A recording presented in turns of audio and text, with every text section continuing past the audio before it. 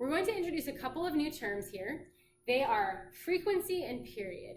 Hopefully you have a vague memory of frequency. We talked about frequency early on in the school year when we did the lab with the spark timer. If you remember, we said that the spark timer operates on a frequency of 60 hertz, and that meant that the electric current that comes out of our wall sockets in the US and into that device was oscillating its direction 60 times per second.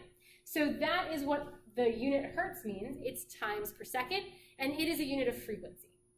So in general, frequency is the number of times something happens within a certain time frame. And generally, we probably want that time frame to be per second, hertz, the number of times a thing happens per second. But for a variety of reasons that are historical and just sort of for convenience and ease of use, we often also hear about rotations per minute, RPM. So hopefully you're already realizing, well, if I have rotations per minute, I can just do a little bit of dimensional analysis to get it into rotations per second, or number of times per second. So those are the two common units that we would see frequency in. And here are some examples of a measure of frequency. So like I said, the number of oscillations of electric current in each second, the number of rotations of a car engine's crankshaft in a minute. So if you've ever been driving your car, you have an accelerometer, and the numbers that are around that dial are measured in RPM. They're the number of rotations of your engine's crankshaft each minute. And another example of an RPM is if you have a record player, its turntable goes around in a certain number of rotations per minute.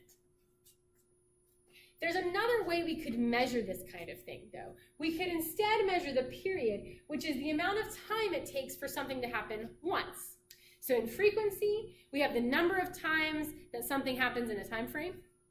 And in period, we measure the amount of time it takes for that thing to happen once. So this is going to be measured in seconds. Obviously, we could measure in hours or days, but for purposes of doing calculations, we always want to be in base units, so we're always going to end up converting it back to seconds. And a couple of examples of a period, hopefully you remember from our pendulum lab, the amount of time it takes for a pendulum to complete one full swing out and back, or the time it takes for a runner to complete one full lap around a track, or maybe the time it takes for a carousel to come all the way back around to its starting position. So that is what the term period means. We're going to use capital T for period. Unfortunately, that's a little confusing. It's going to conflict with tension and some other things sometimes. So we'll try to clarify which one we're talking about whenever we have that confusion come up. You might have realized by now from these definitions that they're kind of opposites, but not just opposites, but specifically in a mathematical sense, they are inverses. So what that means mathematically is period is 1 over frequency, and frequency is 1 over period. Sorry, that's a little messy. So think about it in terms of hertz. We have seen the measure of 60 hertz, 60 electrical cycles per second, and we'll use it with our spark timer. It was that the paper created 60 dots per second. Well, how long does it take to create one dot? 1/60th of a second, right? That's right here. What's the period of the spark timer? The amount of time it takes to create one dot is 1/60th of a second because it's 1 over 60. Or another way of saying that is the frequency is 1 over the time. So if it takes me 1 second to go around some really small track, a really small indoor track or something, I don't know. If it takes 1 second, that's a terrible example, isn't it? Scratch that. Let me start over for a quick second.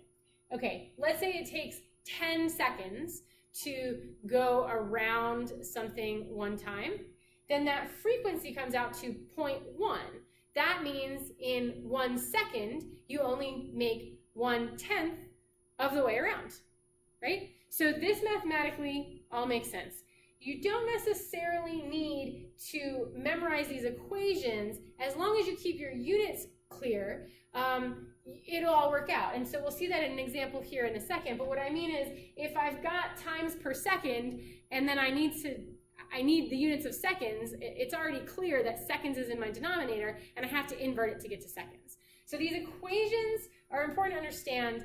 Don't feel like you have to memorize them. Feel like you understand this connection between these two measurements. So imagine that you have a little brother, and you help your little brother onto a carousel.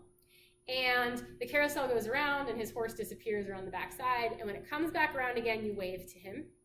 And then it goes around again, and then you wave to him again. And every time he gets back to his starting position, you wave to your little brother. The ride takes 2.5 minutes. You wave to him 10 times, and the radius of the carousel is 5 meters. What is the centripetal acceleration experienced by your little brother?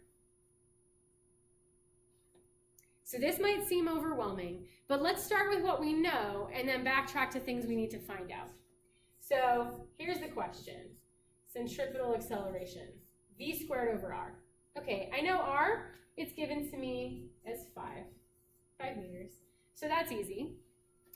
V is a little bit trickier. I don't really know v, but how could I find v?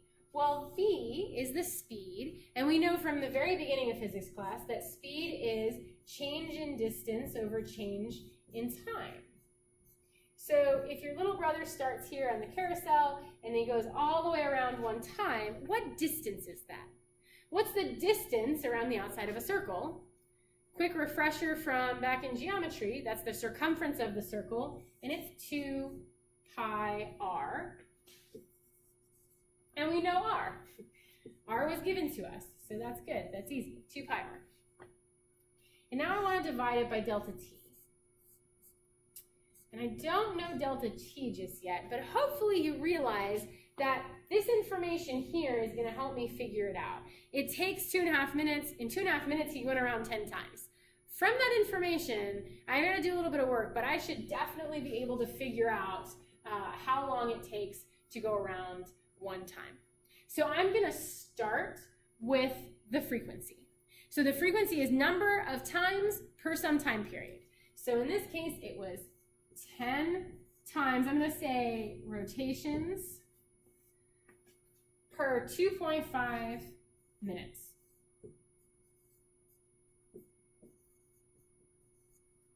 I don't want to be in minutes, do I? I want to be in seconds.